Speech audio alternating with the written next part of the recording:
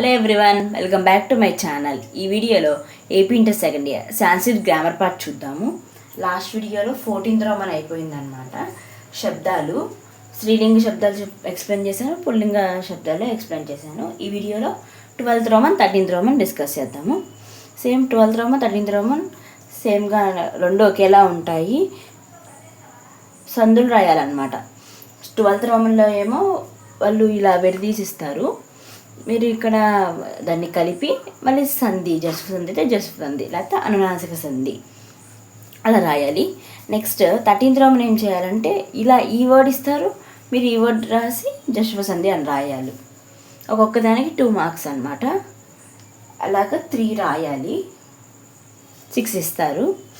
First సంధి 4 సంధిలు explain చేస్తాను, దాంట్లో మీకు నచ్చినవి 3 రాయాలి కాబట్టి మీ ఇష్టం రాసుకోండి. నెక్స్ట్ జశ్వ సంధి. ఫస్ట్ది జశ్వ సంధిలో 4 ఉంటాయి, అన్ని సంధిలో 4 ఉంటాయి. వాగ్ ప్లస్ ఈషః కలిపితే వాగీషః జశ్వ సంధి, అది రాయాలి.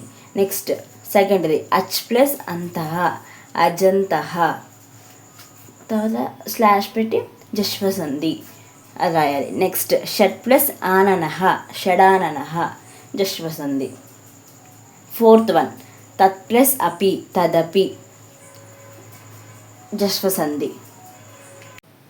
నెక్స్ట్ 4th వన్ విసర్గ రేఫాదేశ సంధి. దాంట్లో ఫస్ట్ది కవి ప్లస్ ఆయాతి కవిరాయాతి. సెకండ్ వన్ పితుః ప్లస్ ఇచ్చ పితురిచ్చ.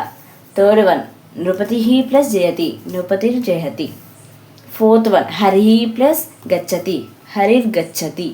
అలాగా 12th roman 13th Roman same దీంట్లో చేస్తారు. ఇవే ప్రిపేర్ అవ్వండి. ఇది ఇస్తే ఇది రాసి సంధి పేరు రాస్తాము, ఇది ఇస్తే ఇది రాసి సంధి పేరు ఇస్తాము, సేమ్ అంతే. నెక్స్ట్ వీడియోలో 11th రోమన్ డిస్కస్ చేద్దాము.